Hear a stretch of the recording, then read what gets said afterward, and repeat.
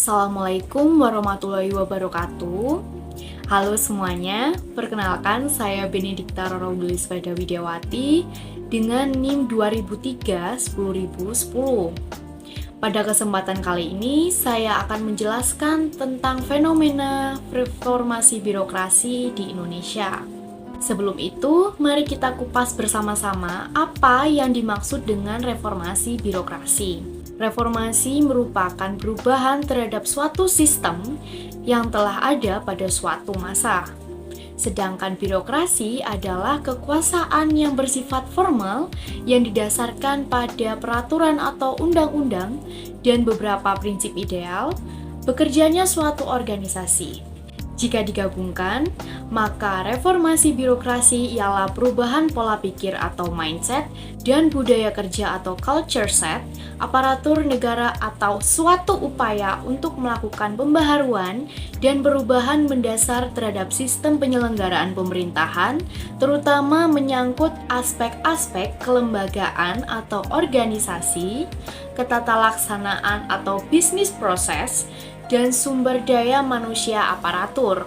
Terdapat area perubahan reformasi birokrasi, yaitu yang pertama, manajemen perubahan dengan mengubah sistem, pola pikir, dan budaya kerja menjadi lebih baik yang sesuai dengan tujuan dan sasaran reformasi birokrasi.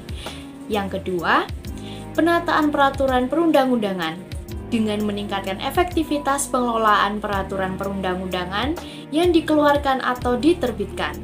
Yang ketiga, penataan dan penguatan organisasi dengan meningkatkan efisiensi dan efektivitas organisasi secara proporsional sesuai dengan kebutuhan, sehingga organisasi menjadi tepat fungsi dan tepat ukuran atau right sizing. Yang keempat, penataan tata laksana dengan meningkatkan efisiensi dan efektivitas sistem, proses, dan prosedur kerja. Yang kelima, penataan sumber daya manusia dengan menetapkan profesionalisme sumber daya manusia aparatur yang didukung oleh sistem rekrutmen dan promosi aparatur berbasis kompetensi, transparan, serta memperoleh gaji dan bentuk jaminan kesejahteraan yang sepadan. Yang keenam, penguatan akuntabilitas kinerja dengan meningkatkan kapasitas dan kapabilitas kinerja birokrasi. Yang ketujuh, penguatan pengawasan dengan mewujudkan pemerintahan yang bersih dan bebas KKN seperti tertulis pada Undang-Undang Nomor 28 Tahun 1999. Yang kedelapan, peningkatan kualitas pelayanan publik dengan memberikan pelayanan yang lebih cepat, lebih murah, lebih mudah, dan lebih berkualitas. Adapun wujud dari fenomena birokrasi yang saya ambil kali ini yakni mengenai kualitas aparatur sipil negara yang masih rendah. Indeks kualitas ASN di Indonesia masih lebih rendah dibandingkan negara-negara lain.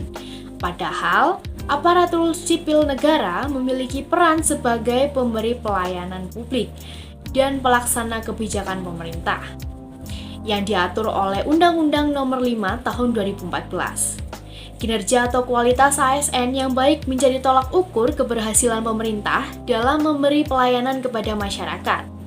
Namun, banyaknya keluhan dari masyarakat terkait dengan transparansi, etika, dan kelambanan dalam memberikan pelayanan membuktikan bahwa kualitas ASN di Indonesia masih jauh dari kata baik. Di media elektronik maupun cetak, seringkali memberitakan terkait ASN yang tidak masuk kerja tanpa alasan, melakukan tindak kekerasan, adanya pungutan liar, etika dalam pelayanan, korupsi, dan lamban dalam memberikan pelayanan. Hal tersebut menjadi bukti bahwa sumber daya manusia atau SDM di Indonesia menjadi salah satu faktor kemunduran kualitas ASN, yang mana di dalam diri aparatur tidak memiliki empati terhadap nasib rakyat dan menyebabkan mereka lalai dalam menjalankan tugas serta tanggung jawabnya. Terdapat beberapa faktor yang menyebabkan ASN di Indonesia tidak memiliki kualitas, yakni kualitas SDM yang rendah, pola pikir, implementasi kebijakan yang lemah, memiliki etika yang masih rendah, budaya birokrasi dari waktu ke waktu tidak ada perubahan, sistem pelayanan lambat, dan komunikasi yang buruk sehingga menyebabkan kualitas pelayanan publik tidak dapat mencapai good governance. Hal tersebut bisa terjadi karena mereka tidak benar-benar mengabdi untuk masyarakat. Dengan beranggapan bahwa mereka sudah bekerja dan diberi upah, sehingga tidak ada improvement atau perubahan dalam masing-masing individu untuk berbenah atau memperbaiki kualitas ASN serta birokrasinya. Di sisi lain, salah satu faktor terbesarnya adalah SDM dan pola pikir para aparatur negara. Karena kedua hal tersebut menentukan tindakan setiap aparatur dalam memberikan pelayanan.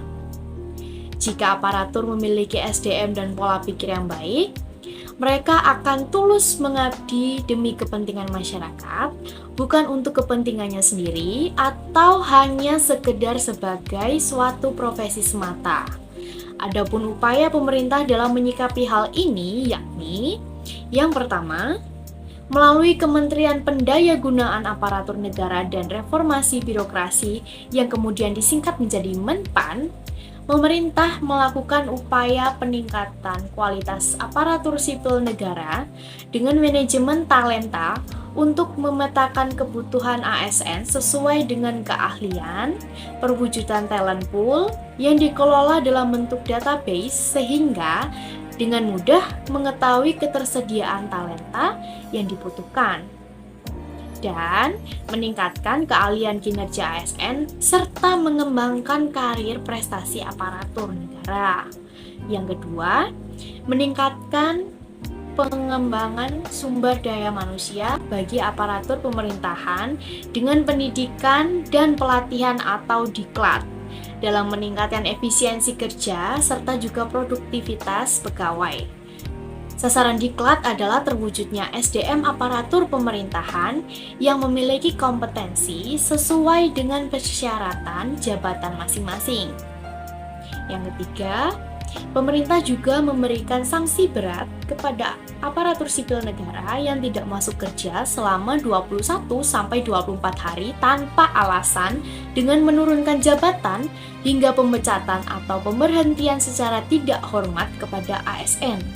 Upaya tersebut dilakukan agar aparatur negara dapat bersikap disiplin dengan mematuhi peraturan yang ada. Alangkah baiknya jika para aparatur negara segera berbenah atas segala kritikan yang mereka terima untuk mengembalikan kepercayaan masyarakat terhadap pelayanan publik. Sebab, ketika kepercayaan masyarakat kepada pemerintah maupun kepada birokrat hilang, maka birokrasi dan pemerintahan di Indonesia akan selalu dipandang buruk oleh rakyatnya sendiri. Demikian yang dapat saya sampaikan pada kesempatan kali ini. Mohon maaf apabila ada salah kata atau perbuatan. Terima kasih. Wassalamualaikum warahmatullahi wabarakatuh.